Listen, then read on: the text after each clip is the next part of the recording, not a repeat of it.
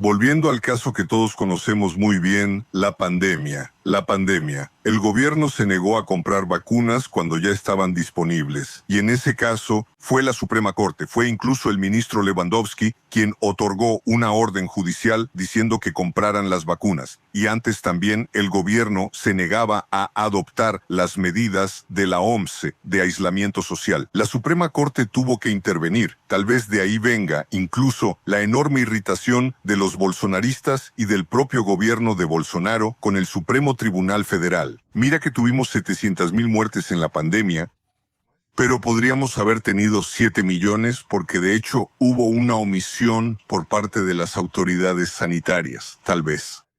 Y es impresionante que ese discurso sigue regresando y regresando y regresando. En ese sentido, ¿usted considera que existe alguna práctica, haciendo una autoevaluación, existe alguna práctica actual que sea perjudicial para la imagen de la Corte? ¿Qué debería cambiar? Creo que siempre debemos estar atentos a las críticas y eventualmente recibirlas con humildad. El propio presidente Fachin inició justo al principio de su mandato el debate sobre el llamado Código de Ética. Como en ese momento había una preocupación por las imputaciones que se hacían a otro ministro, la idea terminó por no ser bien recibida por parte de la mayoría de la Corte. Pero ese es un debate que está planteado y creo que siempre debemos ser receptivos a eso. Y ahí vienen varias consideraciones. Por ejemplo, el ministro no debería hablar fuera de los autos o no debería dar opinión sobre cuestiones políticas. Yo siempre doy este ejemplo y digo, si no hubiéramos hablado en aquella crisis, por ejemplo, de la pandemia, muy probablemente habríamos tenido una situación aún peor. Y nosotros advertíamos al gobierno que ese camino que estaban tomando no era el mejor. A veces buscan ejemplos en el extranjero. Y también esto es válido. Pero hay que reconocer que nosotros, en estos casi 40 años de la Constitución del 88, construimos un etos, construimos un modelo que se ha revelado bastante sólido. Tomemos otro ejemplo, redes sociales. Logramos enfrentar la cuestión de la regulación de las redes sociales en su ausencia, porque, en rigor, era el Congreso el que debería haber hecho la regulación. Pero hubo un estancamiento. ¿Y por qué? Porque las salas políticas se contraponen y no se ponen de acuerdo sobre la Constitución en un contexto básico, o le corresponde al Supremo Tribunal Federal. Y ahí viene la queja sobre el protagonismo. De modo que debemos actuar con humildad, aceptar las críticas. Más adelante vamos a discutir el código de ética que impone eventuales límites a las acciones de la Corte y de cada ministro. Porque también nosotros nos volvemos muy importantes en el contexto institucional, ¿no es así? Y por eso también debemos tener cuidado y ciertamente estar atentos a esa importancia. La Suprema Corte autorizó una orden de registro e incautación contra un hombre señalado como fuente del periodista Luis Pablo, quien había tenido su celular y computadora incautados en marzo, en un reportaje sobre el uso de un auto oficial por familiares de un ministro de la Corte, sin menospreciar, claro, el hecho de que si existe un delito, debe ser investigado y debe ser castigado. Me gustaría entender y preguntar, ¿dónde se posiciona usted en este debate? Ciertamente, esta cuestión de confidencialidad de la fuente ha sido objeto de revisión por parte del tribunal. Ahora, como cualquier derecho o sistema de protección de derechos, tenemos el uso y el abuso. Ciertamente, no podemos usar determinadas prerrogativas para abusar de ellas o eventualmente frustrar otros derechos. Ciertamente, esta cuestión, lo que se discute, aparentemente, es una investigación de un delito o incluso de delitos más complejos, como amenaza, chantaje, coacción ilegal. Y por eso hubo este desarrollo. Y cuando, en cambio, ustedes han informado, creo que incluso ayer informaron sobre cateos y aseguramientos en despachos de abogados. Los despachos de abogados también están protegidos, incluso por el secreto profesional. No obstante, ellos pueden ser objeto de cateos y aseguramientos y otras medidas si están cometiendo ilícitos típicos, por ejemplo, casos de lavado de dinero. Por lo tanto, tenemos que matizar las situaciones. Ministro, solo una pregunta más sobre este tema. ¿No sería posible investigar sin exponer la fuente? Depende de las circunstancias, teniendo en cuenta que, aparentemente, la fuente era autora de las amenazas o de los delitos. O estaba usando al llamado bloguero, aquel que tiene actividad periodística, para ese fin. Entonces, aquí tenemos sutilezas que necesitan ser debidamente analizadas. Pero entiendo la angustia del sector periodístico porque obviamente es uno de los pilares del sistema de prensa libre y tenemos que estar atentos a todo eso. Tenemos, por ejemplo, un déficit enorme en el área de tecnología. Estamos discutiendo la soberanía digital. Vimos en este asunto de Magnistic la dependencia que tenemos de otros países. La simple supresión de un banco o de una tarjeta de crédito casi nos quita la ciudadanía. ¿Verdad? Necesitamos discutir estos temas y el país tiene que enfocarse en asuntos sumamente relevantes. En un país del tamaño de Brasil, con 200 millones de habitantes, la octava economía del mundo, tiene que tener una visión estratégica y es fundamental que se discuta esto. Y la inteligencia artificial, ¿verdad? El tema de las noticias falsas fue un desafío en 2018, 2022 y también en 2024. Y apenas sabemos qué podemos esperar para 2026, ¿verdad? Ya es posible reproducir imágenes, voz y movimientos de personas reales. Sí, ¿usted cree que avisar al elector que ese contenido fue producido previamente por inteligencia artificial es suficiente? ¿O falta algo más, incluso para que podamos sostenerlo, ¿verdad? De los pilares de la democracia, que es el derecho a la información y el derecho al voto basado en información veraz, ¿verdad? El TSE tomó todas las precauciones, Felipe, para actualizar este tema y exigir que existiera esa comunicación bajo pena de considerarla inválida y entonces, eventualmente, abusiva la propaganda. Pero aquí sabemos, lidiando con esta tecnología, que a cada momento se revela disruptiva, ni el cielo parece ser el límite. Entonces, el TSE ciertamente va a analizar esto, va a estar pendiente.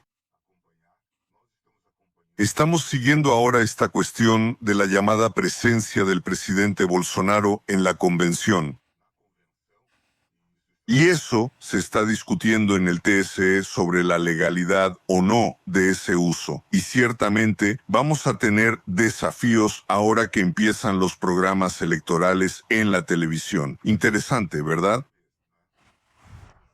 Eso es ya. El domingo empezamos. Las encuestas muestran que para una parte relevante de los electores, defender el juicio político de ministros del STF aumenta la posibilidad de voto en candidatos al Senado, y hay candidatos que han convertido eso en una verdadera bandera electoral.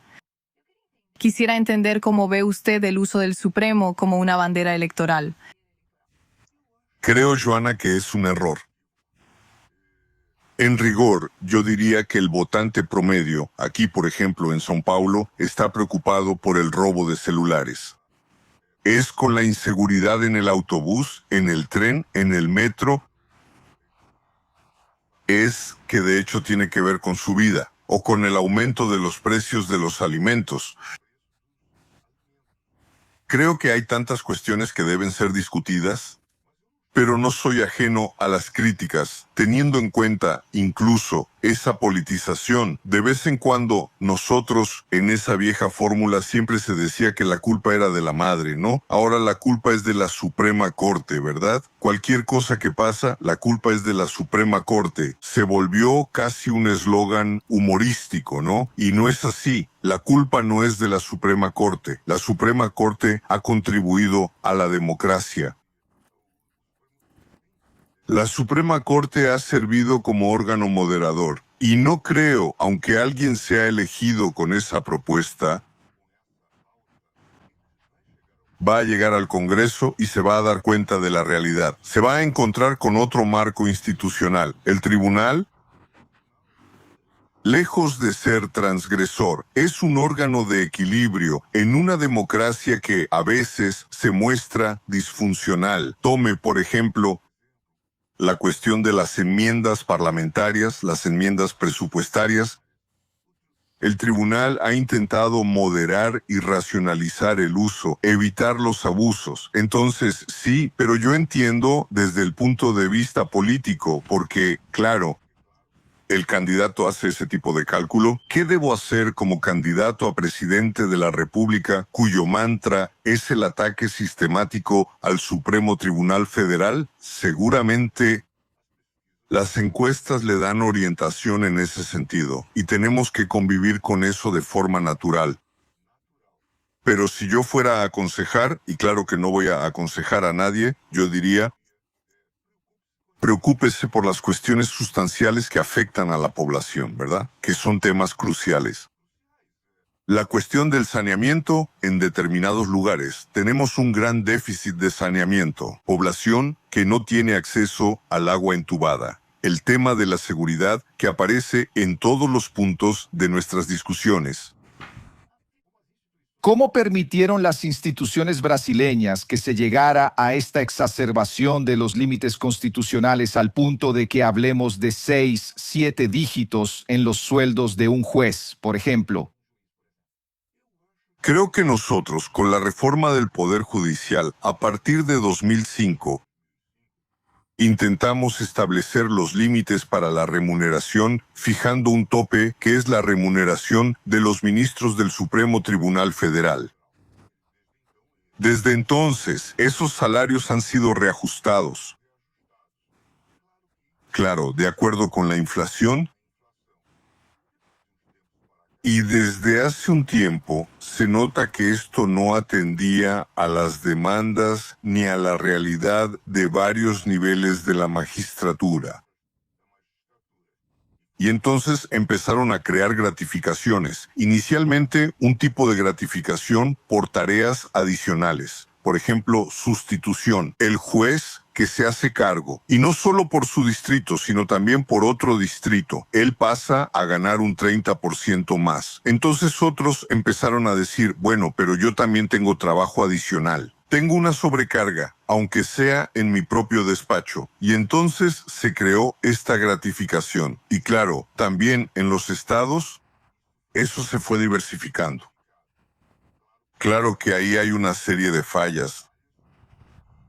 Y el CNJ intentó, de alguna manera, delimitar esas ventajas. Solo recientemente, esto empezó a debatirse el año pasado. La Suprema Corte analizó el asunto de manera más profunda. Llamó a los presidentes de las cámaras, Cámara y Senado, preguntando si era posible aprobar una ley completa sobre este tema, poniendo por lo tanto un límite definitivo a esta cuestión, que no involucra solo al Poder Judicial, involucra al Ministerio Público, defensores y otras carreras. Pero los presidentes, yo estaba en esa reunión, dijeron: antes de las elecciones no vamos a deliberar sobre eso. Hay varios proyectos, incluso uno aprobado en la Cámara, que está en el Senado. Y entonces vimos que era importante asumir una postura que ustedes van a llamar proactiva o activista, de fijar los criterios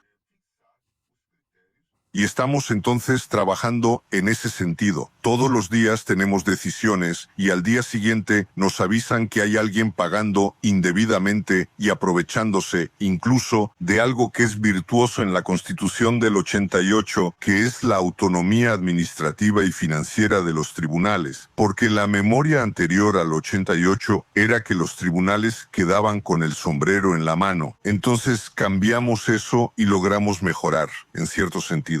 Pero también hubo ese empeoramiento que tú señalaste y ahora hubo la reacción no solo del Supremo Tribunal Federal, sino también del CNJ, y creo que estamos en el camino correcto.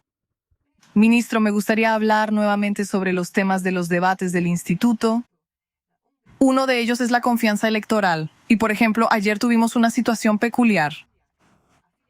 La afiliación del candidato Flavio Bolsonaro al partido Missão.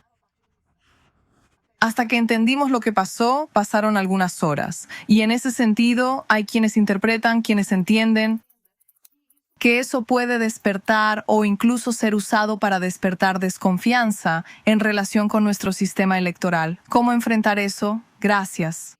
Creo que tenemos que separar las cosas. Sí, aquí creo que fue una falla realmente, ¿no? Algo indebido que no tiene nada que ver con la integridad de nuestro sistema electoral. Creo que tenemos que repetir eso hasta el límite. Tenemos el sistema más confiable del mundo. Ahora todos estamos susceptibles a esas trampas que nos tiende la electrónica. Entonces creo que fue un poco eso lo que pasó. Los jóvenes dirían, eso fue una broma, ¿no? ¿Un bug?